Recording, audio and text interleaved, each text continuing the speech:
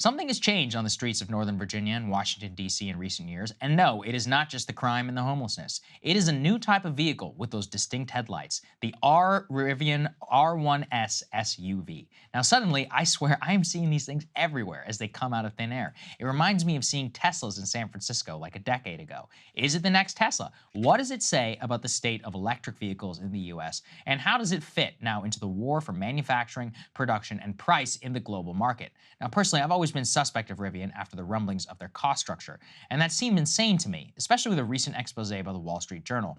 Rivian cars technologically have some awesome specs. They cost on average about $80,000.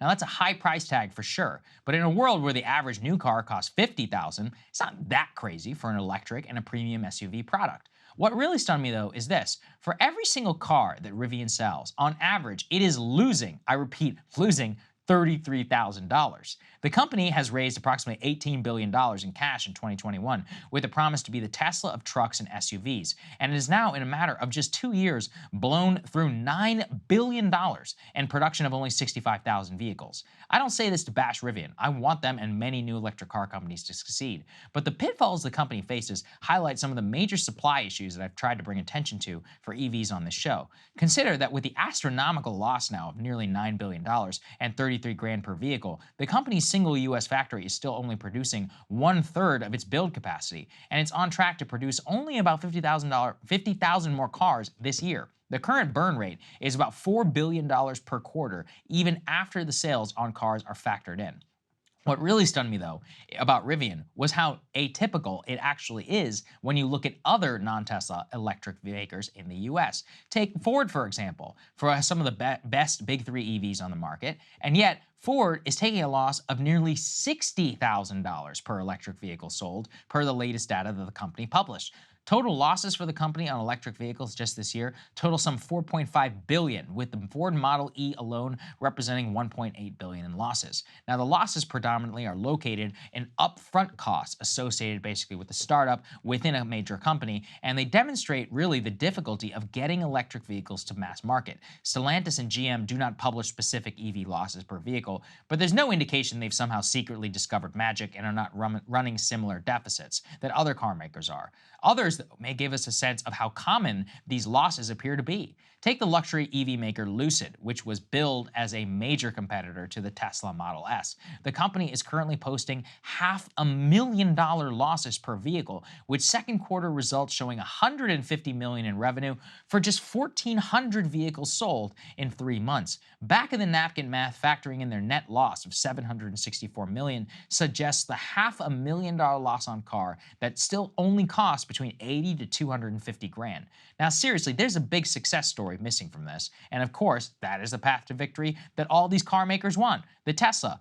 Tesla, which has more than a decade head start on the rest. It wasn't that long ago that Tesla was posting about a $4,000 loss per vehicle, like in 2015, and gearing up for its most ambitious project ever, the Model 3, the affordable and the mass market car that very nearly did not make it to production, and quite literally required Elon to sleep on the factory floor to deliver it well past the promised deadline. It wasn't until 2018, a decade into existence, that the company even began to consistently deliver a profit, and since then has of course gone gangbusters, in some cases outselling massive competitors like Toyota in many states like California. The lesson from Tesla is that diminishing losses per vehicle over time, combined with chasing economies of scale, market share, and infrastructure, can deliver you big-time success in the long run. And they're doing so well now, they're even slashing prices to gain more market share because they can, and they're still making a lot of money.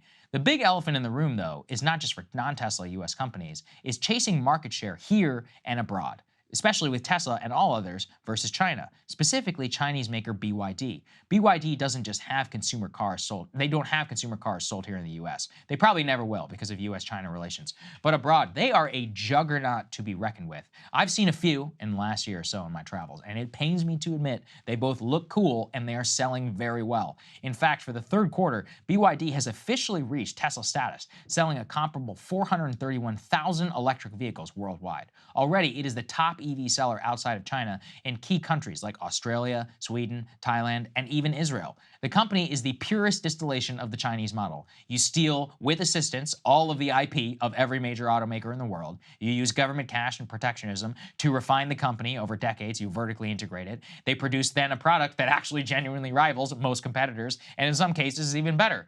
The point of this monologue is only just to honestly survey the landscape for those who may not know the sheer amount of cost involved and the real business dynamics that could put the US still farther behind China. We have not even touched on the fact that the vast majority of inputs into all these cars do come from China or are controlled by China, and the supply chain itself already shows the same perils of globalization that bedeviled the internal combustion engine car for the last couple of decades. I am genuinely rooting for electric cars. My main takeaway from this is that if this is to be the future, these piddly tax credits that we have in place, they are not going to set us up for success. It will require a near Manhattan Project or Apollo-style program leap forward to secure the supply chain, and then most importantly, deliver a decent, reliable, usable, affordable product to the American consumer that actually fits their needs. All I'm seeing right now is a weird mix between rugged individual capitalism and then half-hearted state policy that ironically may make us weaker in the long run, reducing combustion engine production and then not setting US up for actual electric success.